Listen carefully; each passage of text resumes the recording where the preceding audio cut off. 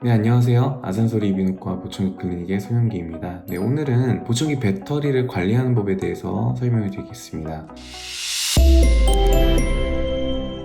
보청기는 시간이 지나면서 점점 더 작아지고 성능이 좋아지는 방향으로 발전하고 있는데, 이것은 배터리가 발전하면서 이런 기능을 넣을 수가 있게 되었습니다. 배터리는 충전식 배터리라는 게 있고 표준 보청기 배터리가 있는데, 충전식 배터리는 충전할 수 있는 제품입니다. 그리고 표준 보청 배터리는 사용이 끝나면 교체하는 타입의 배터리라고 보시면 됩니다. 이렇듯이 구매할 배터리를 결정을 할 때 성능, 제조업체, 수명이나 품질, 용량을 고려하는 것이 좋고, 배터리를 교체하는 표준 보청기 배터리에 대해서 구입하고 교체하는 데 필요한 정보에 대해서 이야기를 드리도록 하겠습니다. 보청기 배터리가 작동하는 방식에 대해서 먼저 설명을 드리면, 과거에는 이제 교체형의 수은 아이언 배터리가 일반적으로 사용되었습니다. 최근에는 이제 아이언 배터리 위주로 만들어지고 있는데, 일정한 전압을 유지할 수 있는 장점이 있습니다. 배터리 표면에 작은 구멍을 통해서 공기가 들어오고, 내부의 아이언과 반응해서 산화 아이언이라는 물질을 만들어서 에너지를 생성하고, 이것이 보청기의 전력이 됩니다. 따라서 배터리를 구매하셨으면 보청기에 넣기 전에 포장재를 꼭 제거를 하셔야 됩니다.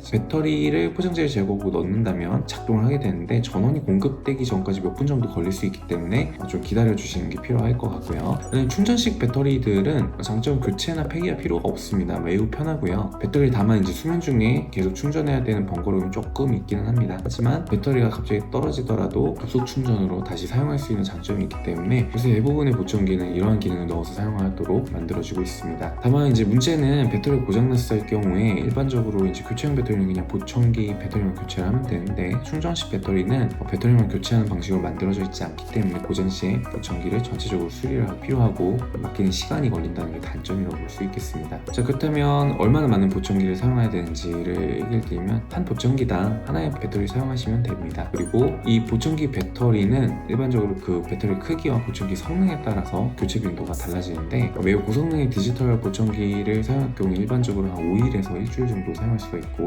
기능이 비교적 간단한 보청기의 경우에는 3주까지도 지속이 될 수가 있겠습니다. 그리고 보청기의 크기와 그에 맞는 배터리 사이즈가 따로따로 있습니다. 보청기 배터리 사이즈는 유형은 이제 10, 13, 312, 675 4가지 사이즈로 제공이 되는데, 제품 설명서나 이제 구매를 하실 때 어떤 배터리를 사용해야 되는지 얘기를 드리기 때문에 거기에 맞춰서 구매를 하시면 됩니다. 대부분 보청기 클리닉에서 소모품과 같이 판매를 하기 때문에 문의를 하시면은 구매를 하실 수가 있게 될 겁니다. 그리고 이제 배터리를 넣는 방법인데, 보청기 배터리를 삽입할 때 첫 번째 단계는 얘기 드렸듯이 포장되어 있는 충전지 제거하셔야 됩니다. 그리고 나서 설명서에 맞춰서 배터리를 음극과 양극에 맞춰서 올바르게 삽입하셔야 됩니다. 배터리를 넣는데 배터리 케이스가 닫히지 않는다, 이럴 경우에 이제 배터리가 잘못 삽입되었을 수가 있습니다. 그런 경우에 억지로 닫으려고 노력하시면 잘못하면 보청기에 파손이 되기 때문에 억지로 넣지 않도록 해주시는 게 필요하겠고요. 배터리 넣고도 작동하지 않는다, 그렇다면 배터리 케이스 내에 이물질이 배터리와 전극 사이를 막고 있지 않는지를 확인하셔야 됩니다. 그러고도 안 되는 경우에 이제 고장 수리를 위해서 내원을 해주셔야 되겠습니다. 그리고 배터리를 보관하는 방법입니다. 이제 예비용으로 만들었던 것들은 냉장고나 직사광선이 있는 곳에 보관해서는 절대로 안 됩니다. 실온 보관을 하셔야 되고, 10도에서 25도 정도가 가장 좋습니다. 제일 걱정되는 건 이제 단추형 배터리인데, 이런 것들은 아이들이 삼킬 수 있을 정도로 작기 때문에 아동들이 손이 닿지 않는 곳에 안전하게 보관하셔야 됩니다.